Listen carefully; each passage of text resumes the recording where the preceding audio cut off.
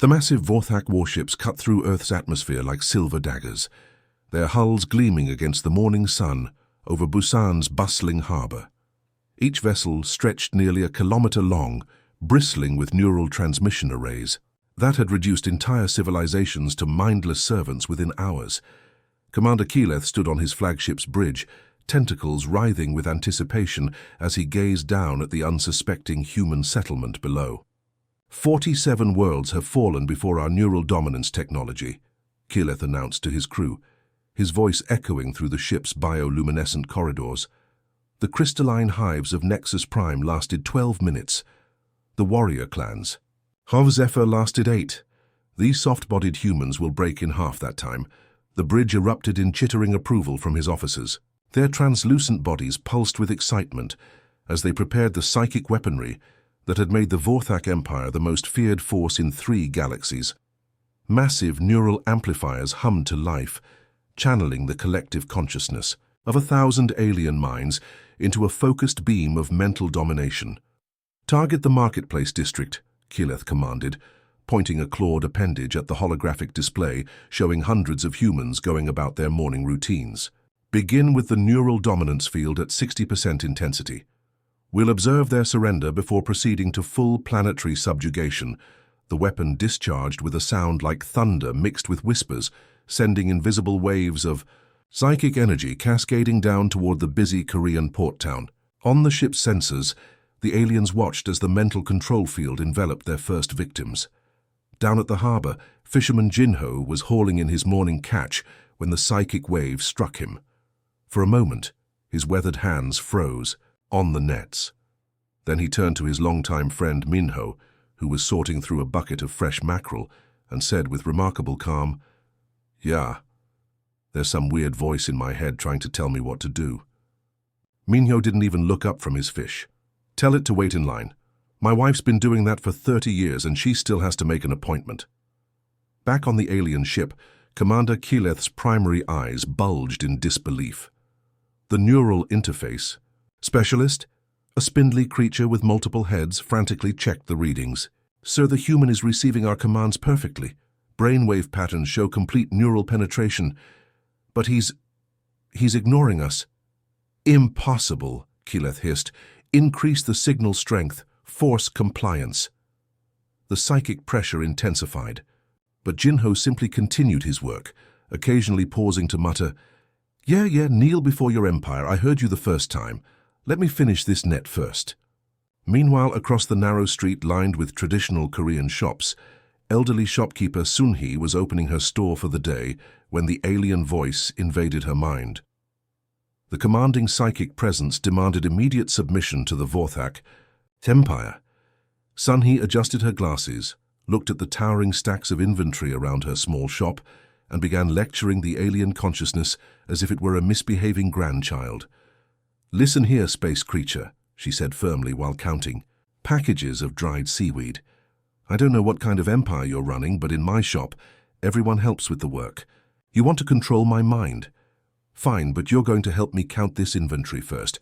Start with the dried squid on aisle 3. The alien consciousness, bred for conquest and domination, found itself reluctantly cataloging seafood products and calculating profit margins. It tried to resist, but Sunhee's decades of managing stubborn customers and lazy employees had given her a mental fortitude that the Vorthak had never encountered. "That's 847 packages of dried squid, not 846, she corrected the alien's count. "Pay attention. If you're going to live in my head, you're going to learn proper inventory management." On the alien ship, the neural specialist's 3 heads were spinning in confusion. "Commander, our agents report that they're being employed? The human female has assigned our Consciousness Unit 7 to help with bookkeeping." But the most bewildering encounter was yet to come. Young office worker Jaiwon was rushing toward the bus stop, checking her phone for the time, when the psychic invasion hit her mind. The alien voice boomed with imperial authority, demanding she submit to the glorious Vorthak Empire and abandon her pathetic human concerns. Jiwon stopped walking, sighed deeply, and began addressing the empty air as if talking to an annoying co-worker. "Okay, listen up, voice in my head. I appreciate that you're probably very important in space or whatever, but I'm already running 20 minutes late because the subway broke down again. My boss is going to kill me if I miss this presentation. So either possess me quietly while I catch this bus, or wait until lunch break when I actually have time for an existential crisis about alien overlords." She resumed walking, muttering under her breath. "Honestly, first the coffee machine breaks. Now aliens. Can't a person just get to work in peace?" The alien consciousness, programmed for millennia to expect terror and immediate compliance, found itself completely unprepared for practical time management concerns. It tried to assert dominance, but G1 simply treated it like background noise, the same way she ignored subway advertisements and street noise during her daily commute. Commander Killeth watched his invasion fail in real time as more reports flooded in. Humans throughout the market district were treating his elite neural control units like unwanted houseguests, demanding they contribute to daily chores or simply ignoring them entirely. One human had actually put his alien controller on hold while he finished a phone call with his mother. "Sir," his communications officer reported, its voice trembling with uncertainty, "Unit 12 is requesting extraction. The human male has forced it to experience detailed memories of tax preparation, and it's suffering what can only be described as bureaucratic trauma." The End Commander Keyleth's claws scraped against the command console as he stared at the tactical display showing his failed first wave. The neural control specialists huddled around their bioluminescent workstations, their translucent bodies flickering with nervous energy. The flagship's massive brain-shaped central processor hummed with frustrated calculations. "Deploy the full neural assault matrix," Killeth commanded, his voice echoing through the ship's organic corridors. "Target their capital's business district. Triple the psychic output. These humans will submit or their minds will shatter under the pressure." The Vorthak war fleet repositioned over Seoul, their ships casting ominous shadows across the city's towering skyscrapers. Massive neural amplifiers emerged from the vessels like flowering death blooms, each one pulsing with purple energy that could crush the will of entire planets. The psychic weapon array, charged with a sound like reality itself, groaning under the strain. "Full power, Commander," reported the weapons officer, its multiple eyes gleaming with anticipation. "Every human mind in a 50-kilometer radius will be completely dominated within seconds." The neural bombardment struck Gangnam District like an invisible tsunami of mental domination. The psychic waves crashed through office buildings, universities, and shopping centers with enough force to level mountains of willpower. On the alien ships, commanders watched their sensors light up with successful neural penetrations across thousands of human minds. Then the reports started coming in. In the gleaming towers of corporate Seoul, Office Manager Hyun-woo was 3 slides into his quarterly presentation when the alien invasion of his mind began. The Vorthak consciousness crashed into his thoughts like a psychic battering ram, demanding immediate submission to the Empire. Hyun-woo paused for exactly 2 seconds, looked at his confused colleagues seated around the conference table, and said with the same tone he used for minor technical difficulties, "Sorry everyone, I've got this alien trying to control my mind right now. Anyway, as I was saying about our third-quarter profit margins," he clicked to the next slide while mentally addressing his unwanted passenger. "Look, space guy, I appreciate the whole galactic conquest thing, but I've got 12 people waiting for these numbers, and my boss wants this presentation done in 20 minutes. Either help me explain why our Seoul branch exceeded targets by 15%, or wait until after the meeting." The alien consciousness, programmed for absolute dominance, found itself reluctantly absorbing information about market penetration strategies and customer acquisition costs. Every time it tried to assert control, Hyun-woo would mentally shush it like a ringing phone during an important call. Back on the mothership, Neural Specialist Vorthak Unit Prime reported with growing panic, "Sir, our agent in the corporate sector has been assigned to help with business analytics. The human is teaching it about quarterly revenue projections." Meanwhile, at Seoul National University, chemistry student Yoonji was cramming for her organic chemistry exam when the psychic invasion hit her study session. The alien voice thundered through her consciousness, demanding she abandon her pathetic human learning and serve the Vorthak Empire. Yoonji, surrounded by textbooks and highlighters, didn't even look up from her notes. "Perfect timing, brain parasite," she said, adjusting her glasses. "If you're going to be squatting in my head anyway, make yourself useful. Help me memorize these molecular structures for tomorrow's exam. Start with the aromatic compounds on page 247. The alien consciousness tried to resist, but Yunji's study habits were relentless.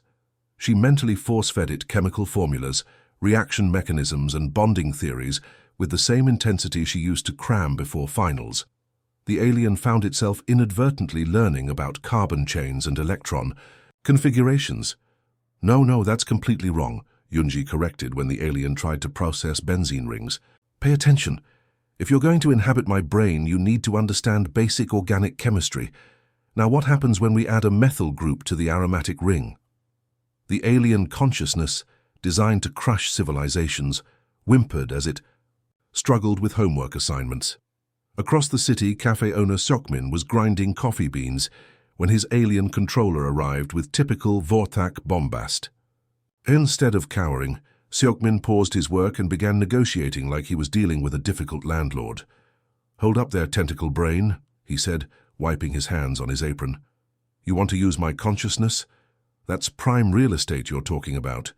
I've got 40 years of coffee expertise, customer service skills, and detailed knowledge of Seoul's best suppliers stored in here. That's valuable intellectual property." He pulled out his phone calculator and started running numbers. "Let's say mental space rental in Gangnam District, that's 50,000 won per hour minimum. Plus utilities for the neural energy you're using, call it another 10,000. And if you want access to my memories about espresso techniques, that's premium content. We're talking 100,000 won for the full package." The alien consciousness evolved. For Conquest found itself trapped in lease negotiations with a human who treated psychic domination like a business transaction. But the most spectacular failure was happening in a small restaurant kitchen where Chef Minji was preparing the evening's kimchi. When the alien invaded her mind, it immediately got caught in the hurricane of her culinary passion. Minji's thoughts were a whirlwind of knife techniques, fermentation processes, and the perfect balance of spices that had taken her 20 years. "To master, you picked the wrong brain to invade, space creature," Minji muttered while julienning cabbage with lightning-fast precision. "You want to control me? Then experience what real dedication feels like." She unleashed the full intensity of her cooking obsession onto the alien consciousness. The creature was bombarded with memories of perfecting knife cuts at 3 in the morning, the exact temperature needed for proper kimchi fermentation, and the emotional devastation of oversalting a soup. The alien began experiencing phantom tastes of gochugaru and phantom muscle memory of repetitive chopping motions. "This is what 14-hour kitchen shifts feel like," Minji thought aggressively, while forcing the alien to experience every blister, every burn, and every moment of perfectionist anxiety that came with professional cooking. This is the mental discipline needed to balance sweet, sour, salty, bitter, and umami in perfect harmony. The alien consciousness, overwhelmed by culinary passion, began suffering what could only be described as ingredient-induced vertigo. The final straw came from 17-year-old high school student Yebin, who was walking home from cram school when her alien controller arrived. Instead of submitting to galactic conquest, Yebin decided to weaponize the most powerful force known to teenagers: weaponized embarrassment. "Oh, you want to be in my head?" she thought with malicious glee. "Let me share some memories with you." Immediately began replaying every cringeworthy moment from middle school. The time she tripped during the school talent show, when she accidentally called her teacher Mom, the mortifying moment her voice cracked while giving a presentation, and the day she showed up to school with her shirt inside out and backwards. The alien consciousness, unprepared for second-hand embarrassment, began experiencing what humans would recognize as psychological distress. As Yebin continued her mental assault with memories of awkward first crushes and failed attempts at being cool, the alien actually requested an emergency extraction from her mind. Commander Kileth watched his second wave crumble as reports flooded in from across Seoul.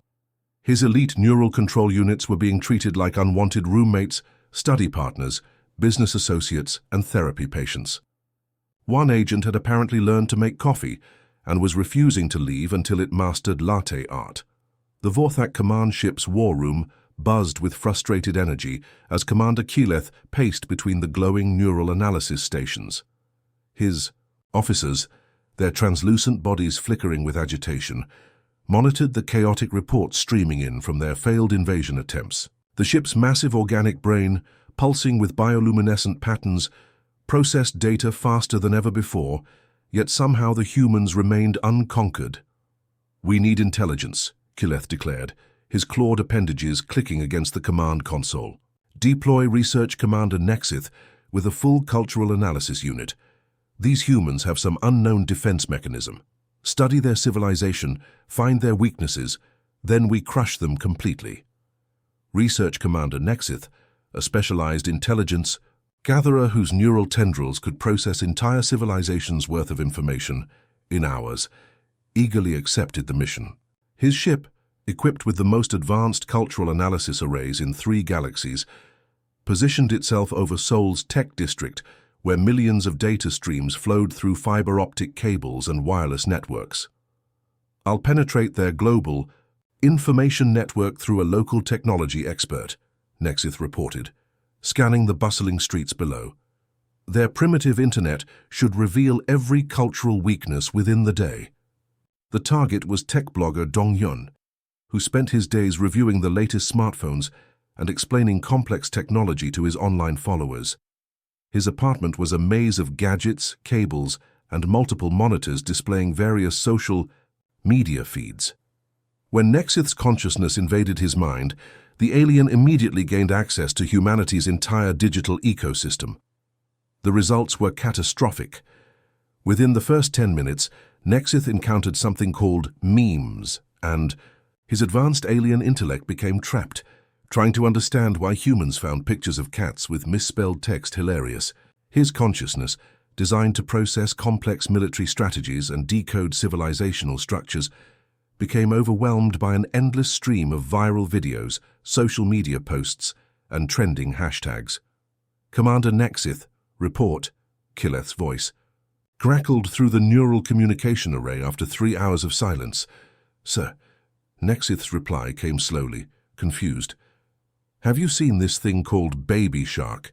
It's somehow lodged itself in my processing matrix and won't stop repeating.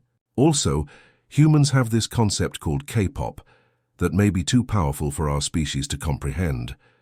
The synchronized movements and catchy melodies appear to have hypnotic properties that could weaponize entire populations." Back on the flagship, Keyleth's advisors exchanged worried glances. "Commander, request clarification on strategic weaknesses identified." "Well," Nexith continued, his voice taking on strange inflections, "these humans have something called stan culture, which involves incredible dedication to entertainment figures. Their ability to organize massive coordinated campaigns through social media suggests military-level coordination capabilities. Also, sir, you simply must see these cat videos. They're beautiful." The situation deteriorated rapidly. Nexith spent the next 6 hours watching compilation videos of cats falling off furniture, dogs riding skateboards, and babies laughing at mundane objects. His highly advanced consciousness, capable of analyzing interstellar political structures, became completely absorbed in trying to understand why a video of a panda sneezing had 40 million views. Meanwhile, other research units were reporting similar complications. The agent assigned to fashion designer Su Yung had intended to study human aesthetic preferences and social hierarchies. Instead, the alien accidentally accessed her Netflix viewing history and became immediately trapped in Korean drama marathons. "Agent 47, report on human social structures," requested the mothership. "Sir, I've discovered that humans form complex emotional bonds through something called second lead syndrome," the agent replied, its voice thick with emotion. "I've been studying their mating rituals through a documentary series called Descendants of the Sun. The male protagonists demonstrate incredible sacrifice for their chosen females, and I'm beginning to understand concepts like love triangles and noble idiocy.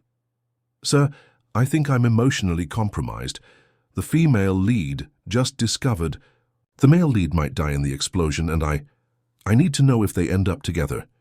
The alien spent 3 consecutive days mentally binge-watching romantic comedies, historical dramas, and slice-of-life series, completely forgetting about the invasion while becoming invested in fictional relationships between human characters. But the most bizarre transformation occurred with the agent assigned to college student Tai-hyung. The alien had attempted to analyze human information processing and belief systems by accessing the student's internet browsing history. Unfortunately, Tai-hyung was majoring in media studies and had an extensive collection of conspiracy theory videos saved for research purposes. The alien consciousness absorbed everything: flat earth theories, claims about lizard people controlling governments, arguments about the moon landing being fake, and elaborate explanations about interdimensional portals hidden in everyday objects. The advanced alien intellect, encountering human paranoia and pattern-seeking behavior for the first time, became completely convinced that Earth's conspiracies were real.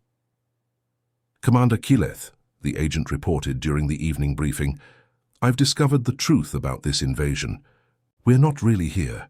This is all a simulation created by interdimensional lizard people who control the galactic banking system. You're not real, sir. You're a hologram projected by the shadow government of the Andromeda Galaxy." Agent return to base immediately for neural recalibration. "Sir, that's exactly what a holographic lizard person would say. The real question is, are you working for them, or are you just another victim of their mind control satellites?" The agent refused to follow orders, convinced that the invasion was an elaborate false flag operation designed to distract from the real conspiracy involving breakfast cereals and their connection to alien DNA harvesting. However, the most profound transformation happened to the consciousness assigned to grandmother Insuk, who ran a small convenience store and had raised 5 children while building a successful business from nothing. The alien had expected to study human family structures and economic systems. Instead, it experienced 50 years of accumulated wisdom, patience, and unconditional love. The alien consciousness, exposed to decades of memories about sleepless nights, caring for sick children, the pride of watching them graduate and succeed, the satisfaction of building something lasting through hard work, and the deep contentment that comes from a life spent nurturing others, underwent what could only be described as a complete personality reconstruction. "Unit 23, report on human family dynamics," requested the command ship. "Oh, sweetie," the alien replied, its voice now warm and nurturing. "These humans are doing their best with limited resources and difficult circumstances. Instead of conquering them, maybe we should be helping them. I've started a support group for the other agents who are struggling with emotional overwhelm. Agent 15 is having a particularly hard time after experiencing human empathy for the first time." The alien had begun offering unsolicited life advice to other controllers, sharing wisdom about patience, perseverance, and the importance of community support. It started holding weekly meetings for emotionally overwhelmed invaders and taught breathing exercises for anxiety management. Commander Kileth stared at the chaos reports flooding his command center. His elite intelligence operatives had been converted into internet addicts, drama enthusiasts, conspiracy theorists, and life coaches. The humans hadn't defeated his forces through military might or advanced technology. They had simply shared their culture, and somehow that had proven more powerful than any weapon in the Vorthak arsenal. The breakthrough came during Seoul's busiest afternoon rush hour, when computer programmer Jihoon was debugging code at his downtown office. His alien controller had been relatively quiet for hours, occasionally making suggestions about galactic conquest that Jihoon politely ignored while fixing software problems. Then something clicked in his programmer's mind as he noticed the strange data patterns flowing through his consciousness. "Wait a minute," Jihoon muttered, pausing his typing.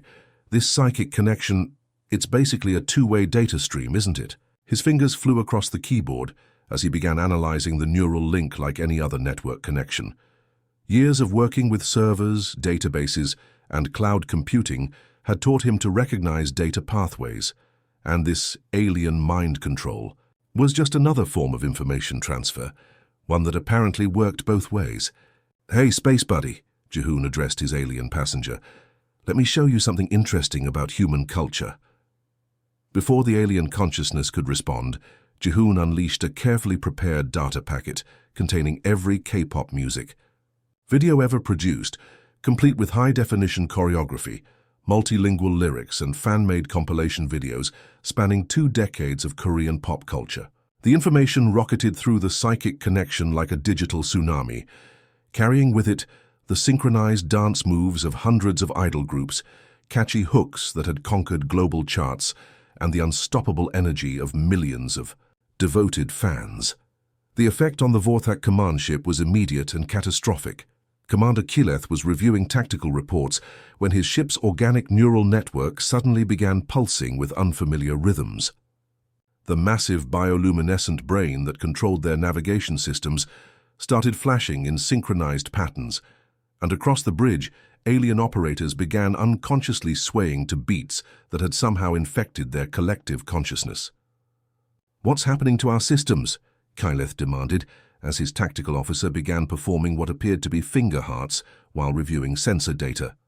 "Sir," reported the communications specialist, its voice now carrying a strange melodic quality, "our neural processors are being overloaded with something the humans call Gangnam style. The rhythmic patterns are incredibly infectious and appear to be spreading through our shared consciousness network."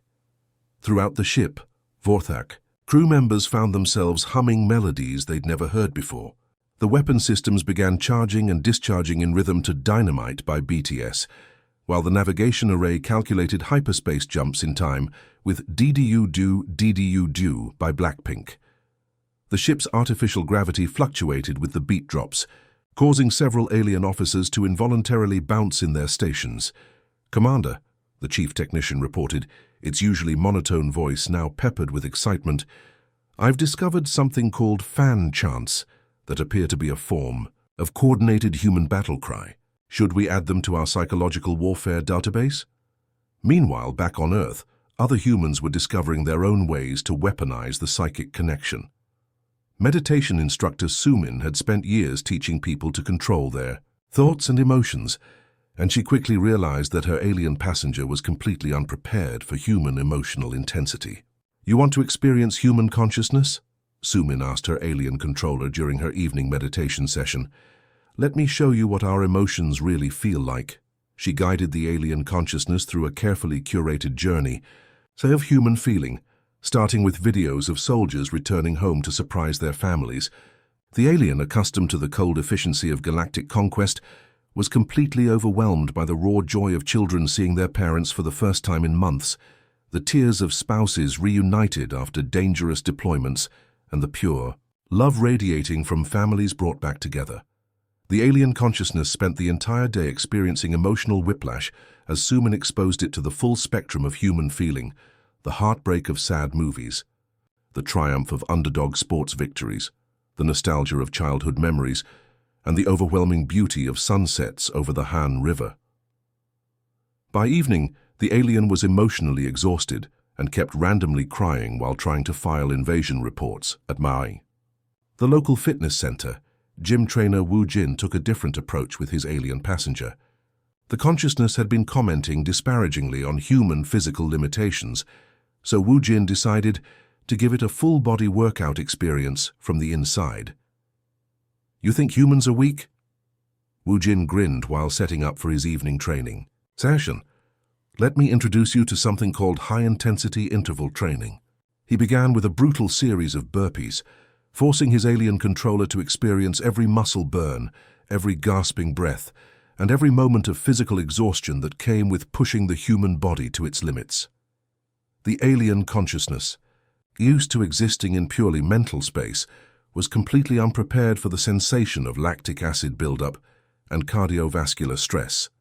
"This is what humans call feeling the burn," Wu Jin explained while transitioning into mountain climbers. "We do this voluntarily for fun. After an hour of squats, deadlifts, and cardio intervals, the alien consciousness was begging for mercy.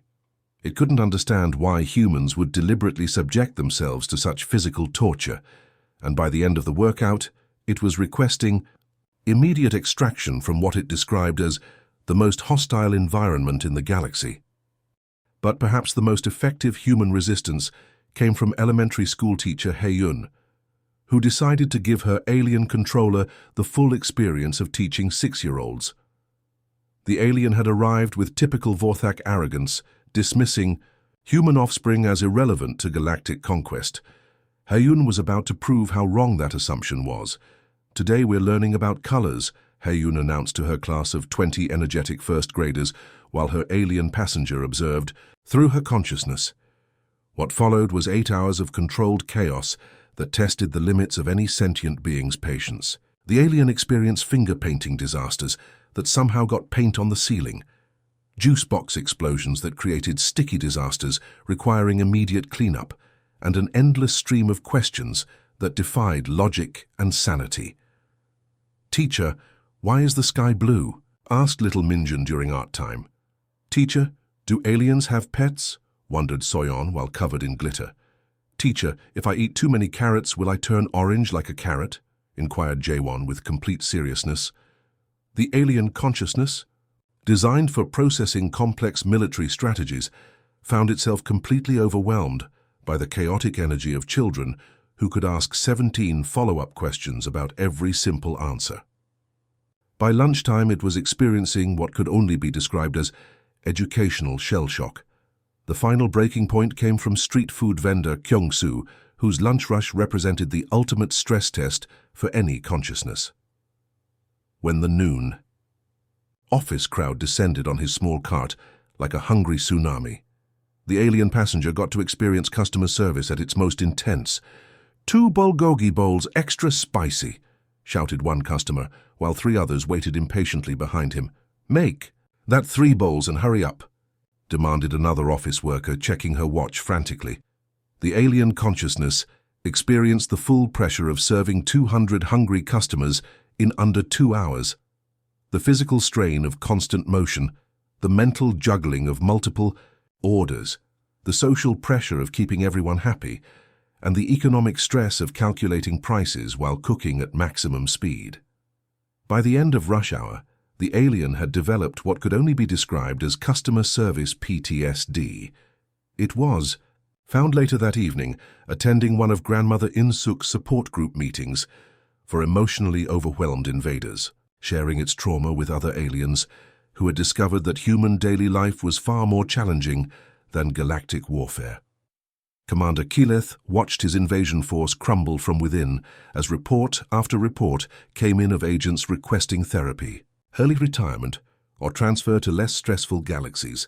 His mighty warfleet, designed to crush civilizations, was being defeated by K-pop videos, elementary school children, and lunch rush customer service.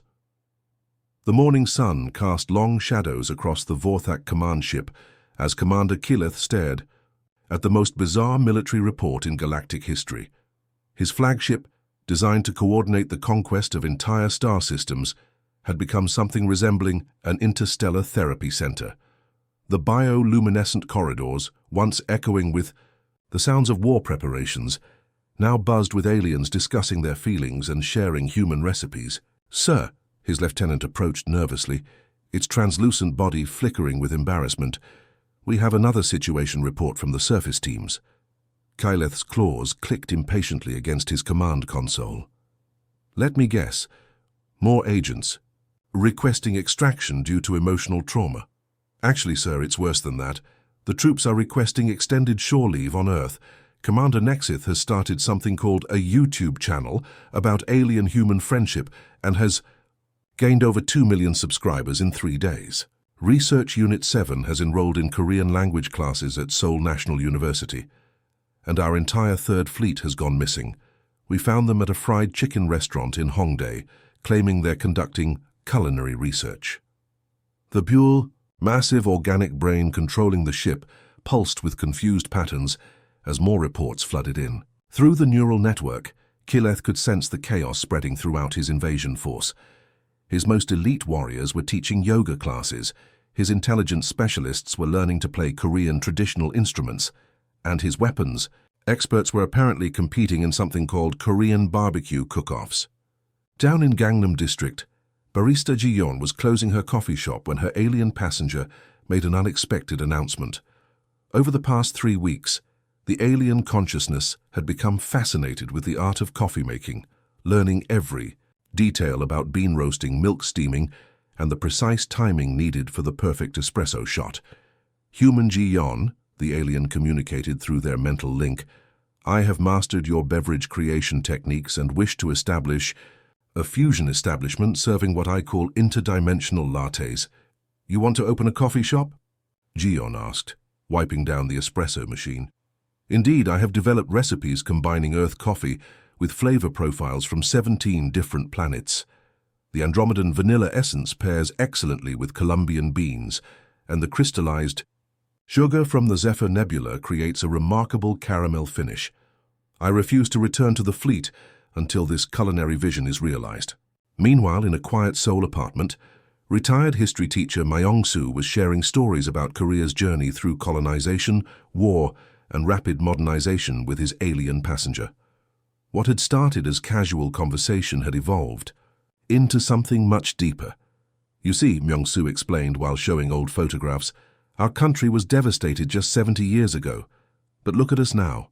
We rebuilt everything from nothing through hard work, education, and refusing to give up on our dreams. The alien consciousness, originally assigned to study human weaknesses, had become completely fascinated by Korean resilience. Your species' ability to transform adversity into strength is unprecedented in my database of conquered civilizations. I wish to document this phenomenon for the Galactic Archives. You want to write a book about us? Yes, and I am requesting political asylum to complete this research. The working title is The Indomitable Spirit: How Humans Transform Suffering into Success. I believe this knowledge could help other species facing similar challenges across the galaxy. The most unexpected development came from the entertainment district, where K-pop trainee Daeho was practicing choreography when his alien controller made a startling revelation. Human Daeho, the alien announced during a particularly complex dance routine. I have observed your species' ability to create synchronized artistic expressions that generate powerful emotional responses across vast populations. This phenomenon you call K-pop represents a form of cultural influence more effective than any weapon in our arsenal. You like K-pop? Daeho asked, pausing mid-spin. I am convinced that Korean entertainment could unite the galaxy in peaceful cooperation. I wish to serve as an unofficial alien talent scout, identifying potential for interstellar cultural exchange programs. Perhaps beings from different worlds could form mixed groups, sharing their unique perspectives through music and dance. The alien had begun reaching out to entertainment companies, proposing collaboration between human artists and alien performers. Several agencies were surprisingly interested in the novelty of intergalactic boy bands.